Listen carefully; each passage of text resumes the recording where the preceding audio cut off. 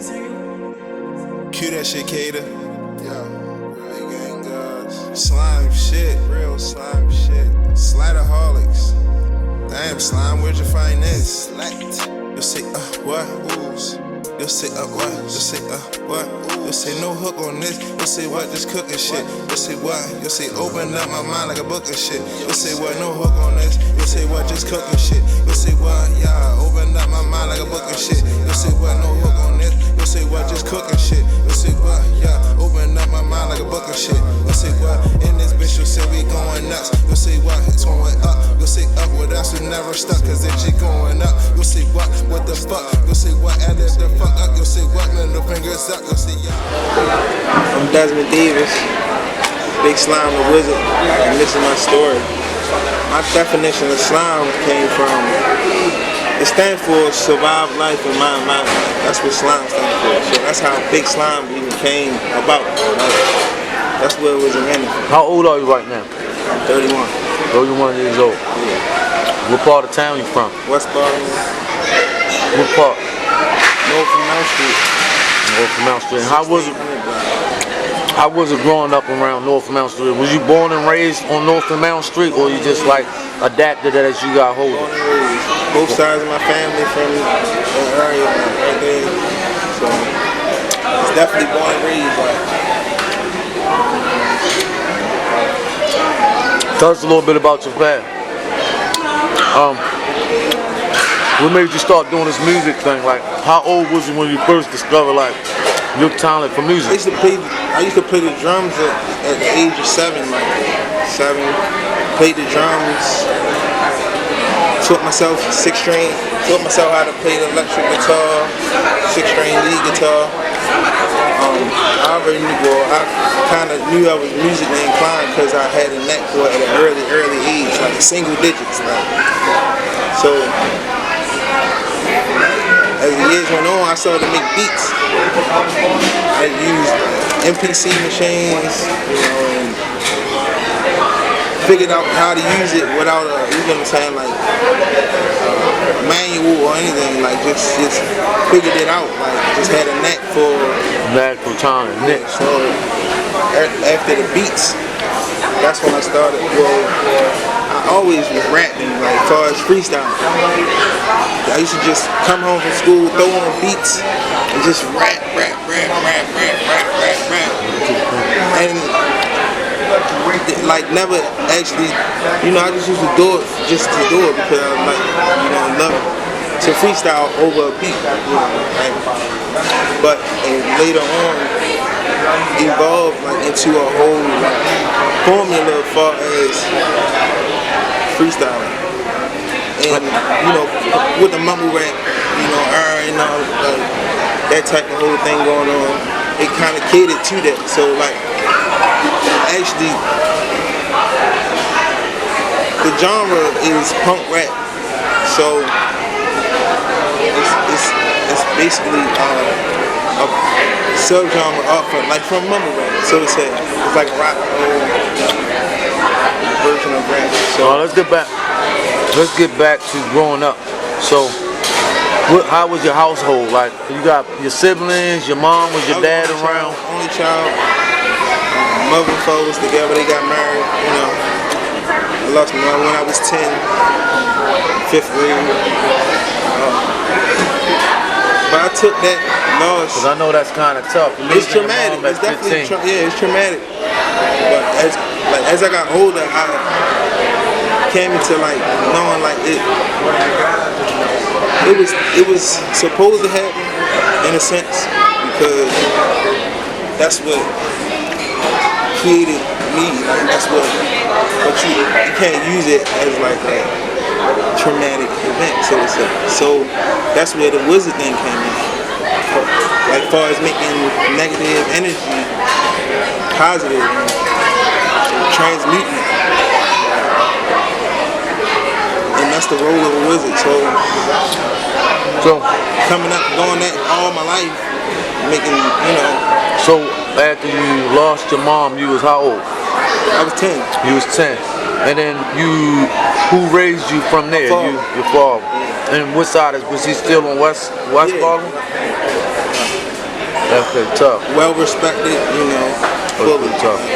Definitely substantial. So how was it just growing up the only child? Like did that help you get more into like Zach? Me, like I had a lot of time to reflect on, you know, and I was active, real active. Like I played lacrosse, I played football, took karate, all types of, you know, extra, like, but I was always into music.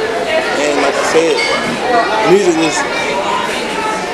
it was there from an early age. And I stuck with it far as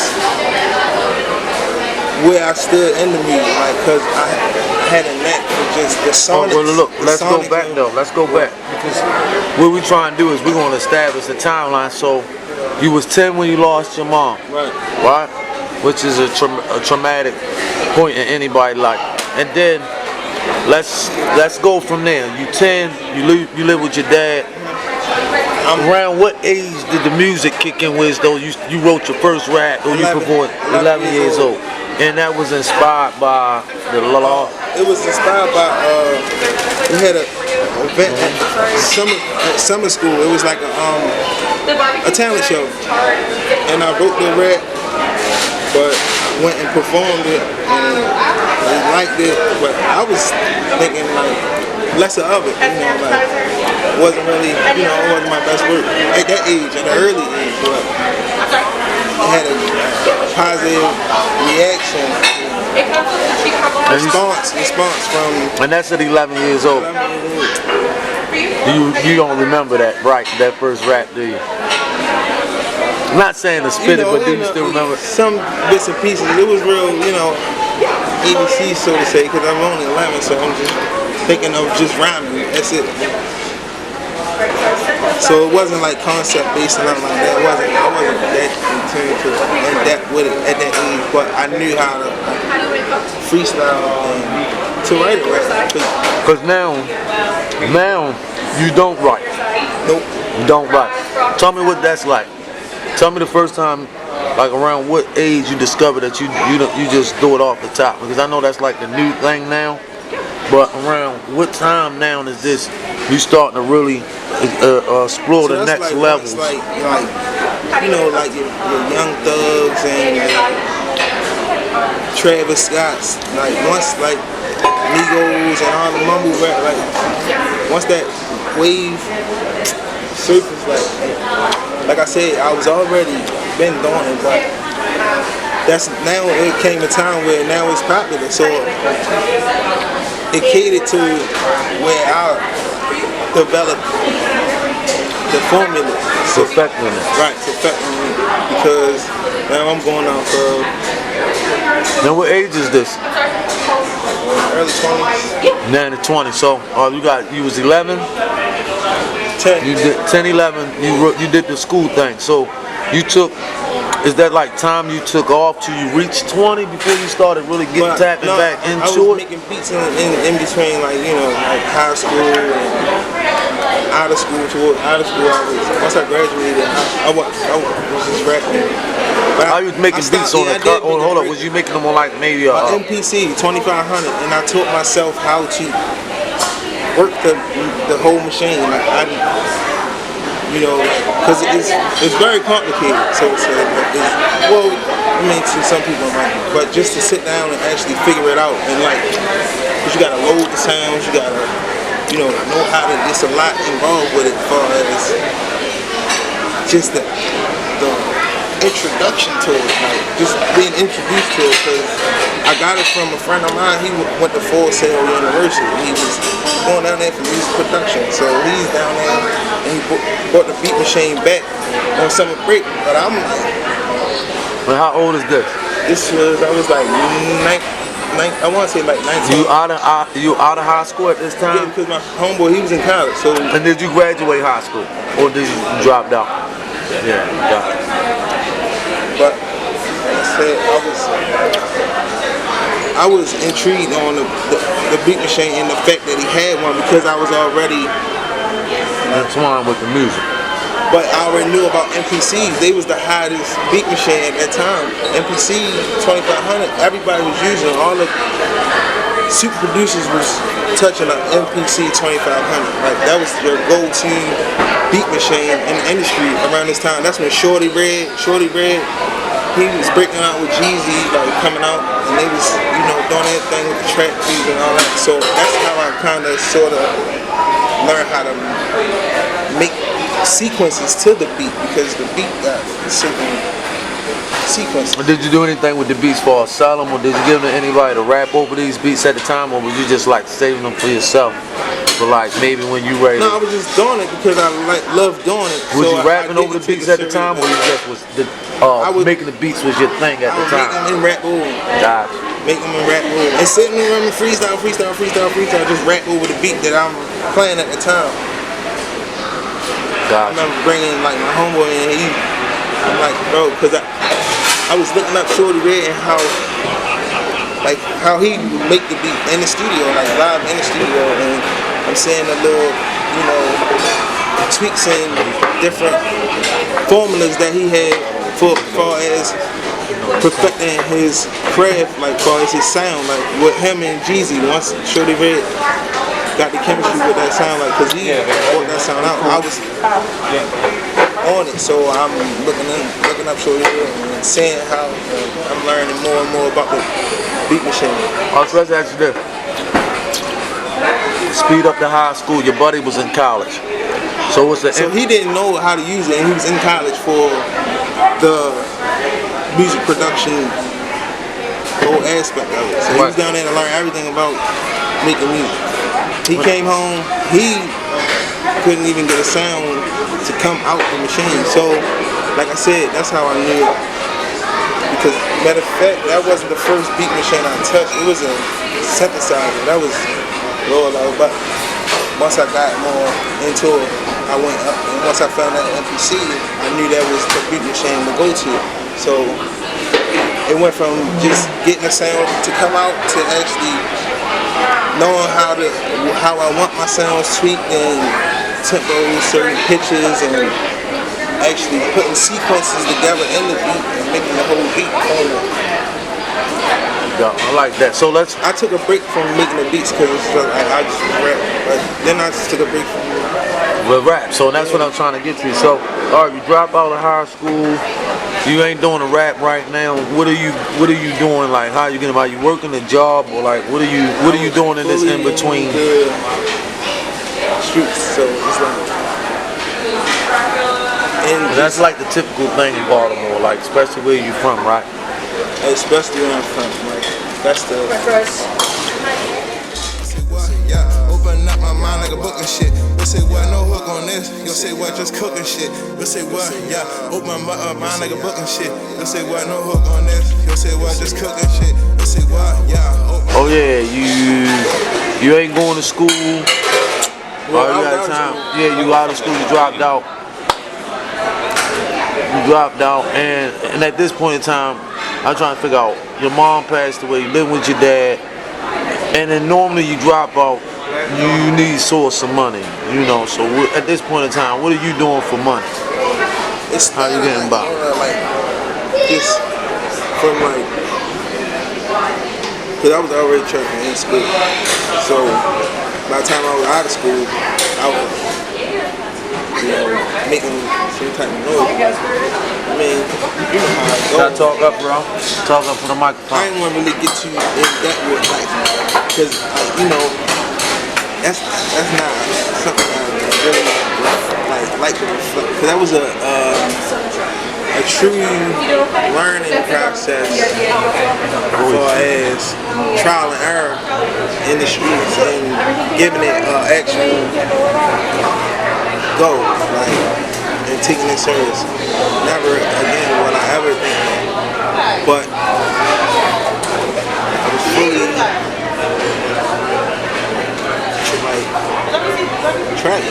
Like what? What type? Was you selling like bricks or Swizzy? I heard you was a Swizzy. Oh yeah, that's what is that about? Well, can you talk up a little bit for the microphone? It's a little loud in here.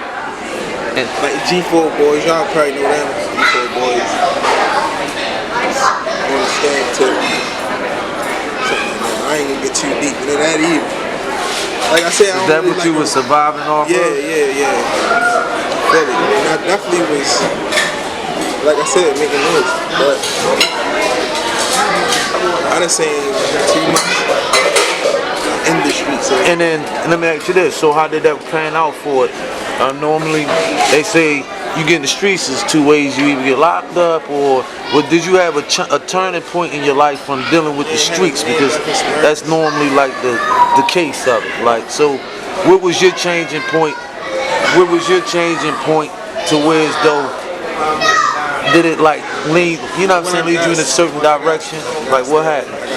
Can you elaborate on that some more? What was this about? it was about You could talk, of had course. nothing to do with me. Just occurring of events. But it really gave me a sense of Can you kind of elaborate on like what happened that day? Oh, Like, yeah, I was outside and it's was you hustling or track or Yeah, I swizzling? was. Like, what was like give us a picture of like what happened that day? You almost lost your life. Like, and I know you really don't want to go back there, but can you like help us explain? I mean, explain to us what you felt or went through that day. We had a blizzard, so the snow was high.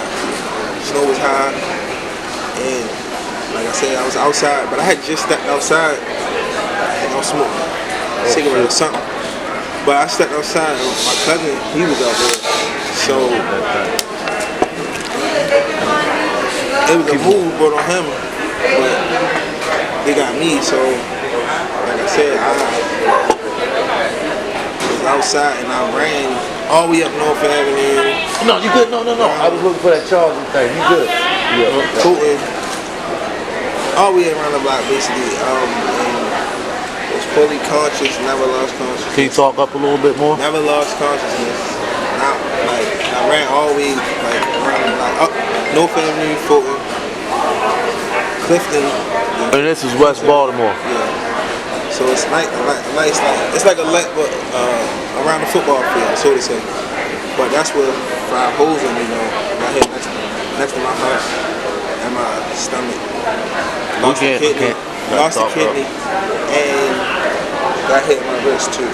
So I just went in fight mode. But I thought of my daughter.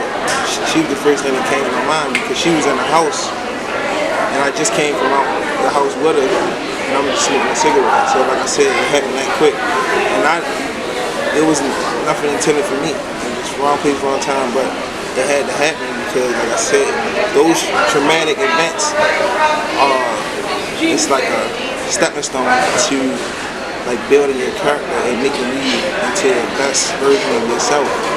So me having to go through those experiences and actually know that that's what they occurred, like that's why they happened, to make me the best version of myself. And it kind of like had to take me time to really grasp that concept. But I was always open-minded, so had a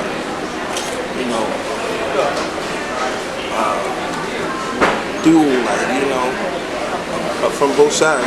Always look at it from the mutual aspect of it. Yeah, and I know going through something like that could be very tragic. I couldn't imagine, but all right, so you survived that. You come home. That's when I knew it was that I was supposed to be here, and that this was supposed to happen, and that it's a true purpose for my life. And like I said, I never lost consciousness. I rode in the ambulance and was still conscious. Like, whoa. I was drunk water and all that. It was not supposed to.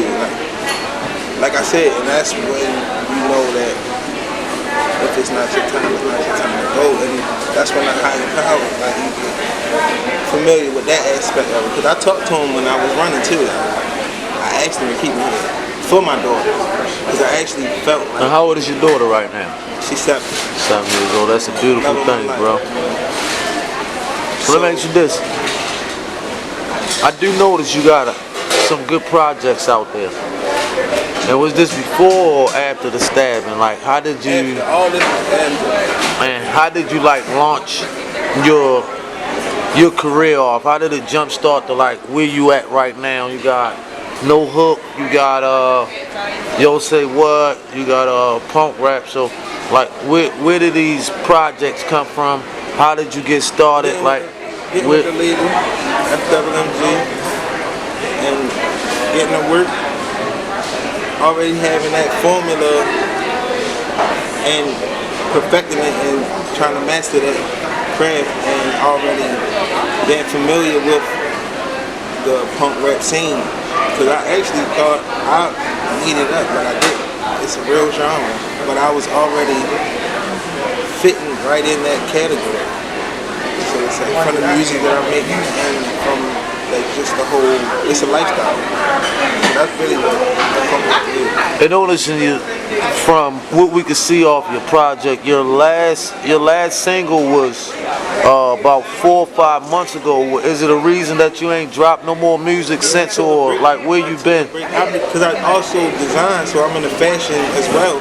Like, so it's a lot, you know, far as career or whatever, like career-wise, or you know, pursuing just that purpose in life, like to actually make it happen. Like you really gotta put in work, and I went sleepless nights making projects until I actually finished the piece. When you say projects, you talking about what? Music, clothing line? Clothes. Right, then elaborate on that. So like, what is this clothing line? What's the name of your clothing line? It's French, it's Le Sévénard. That's 30 Laundry 9 in French. So. And I see you got a 9 on your hat. Like, what is? Nah, it's significant, you know. It's an important number. So, What can we expect, like, from you with the days to come? Should we expect like more of your clothing line, or like both, or more music? I'm aiming to, you know, fully tackle both aspects, because it caters. They both cater to each other. Like, for as like, all right, well, when I can hear them, but then I want to see them. But I can see them, but I want to hear them. So it's like, you know, it's a double whammy. So I'm like catering to both aspects of that, because that's really where my true passion is. Just for the arts. So it's like as a whole.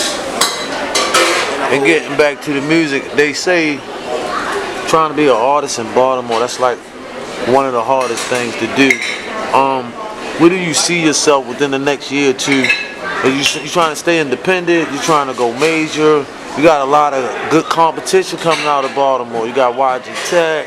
Yeah, you got Money Jake, and the list go on. I kind of sort of like want to like set myself aside from the, like I said, the genre is more so like a. It's not even. It's not a trend, so to say.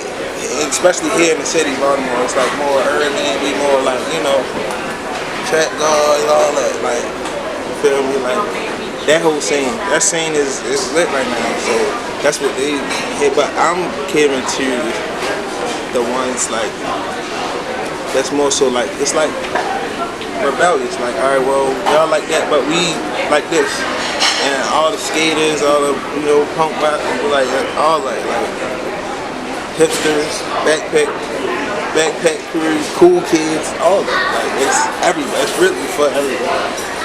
Because, you know, like I said. I like that. And that got to do with your wizardry, the positivity, and all that type of thing. Let me ask you this.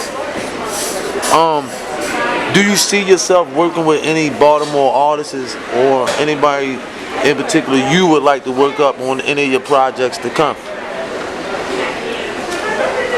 I mean, I can't really. I'm always, like I said, open. You know, to collaborate with artists, over artists and mainstream or whatever. Like, definitely open-minded, but not. I can't really pinpoint like the people who have to tell me. I mean, I will definitely work with Tech because I know him personally. So shout out to Tech. He's First, if I would have to say any somebody. Shout out Tech. Yeah. No excuses. No excuses. I'm Desmond Davis, Big Slime The Wizzard, and I'm out. Before you go, Big Slime The Wizzard, what can we expect for you, far as like what up and coming projects you got going on? I got the up and coming Project X. Look forward to that. Is that an album? Is that a single, EP? What is that? Album. More single. Album. Any Baltimore rappers? Anything we can expect off of it? With any release dates? Any time we can expect for? Coming soon. I like that. Look forward to it. Stay positive, brother. Always. All right, man. Where can they find you at? All social. Big Slime, official Big Slime The Wizzard on IG. Any streaming platforms? Spotify.